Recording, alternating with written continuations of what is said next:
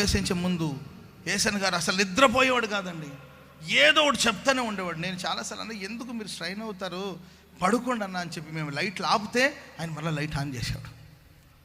పొద్దాక లేచి లైట్ వేసుకోవాల్సి ఉంటుందని ఆ స్విచ్ పక్కన ఉండేది ఆయన మంచం. యేసన్ గారు స్విచ్లు పక్కన ఉండదండి. మేము లైట్లు ఆపితే ఆయన మళ్ళీ లైట్ ఆన్. రే వినండిరా అన్న, వింటాం కానీ మీరు పడుకోండి అన్న, మీరు అలసిపోయారంటే. రేయ్ నేను పోతే మీకు ఇవన్నీ ఎవరు చెప్తారా? నేను పోతే ఇవన్నీ మీకు ఎవరు చెప్తారు? వినండిరా, ఇలా ఉంటుంది, ఇలా ఉంటుంది, ఇలా ఉంటారు మనుషులు, ఇలా ఉంటారు, జాగ్రత్తగా ఉండండిరా. నేను వెళితే మీరు ఎట్లా బతుక్కుంటారా, ఎలా బతుకుతారా మీరు, వినండిరా ఆయన చెప్పే మాటలు అని చెప్పి ప్రియులరా ఆయన మరణ పడకలో ఉన్నప్పుడు కూడా కృపగలిగిన ఉపదేశాన్ని మాకు అందించాడండి.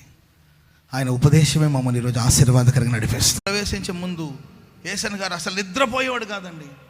ఏదో ఒకటి చెప్తానే ఉండేవాడు. నేను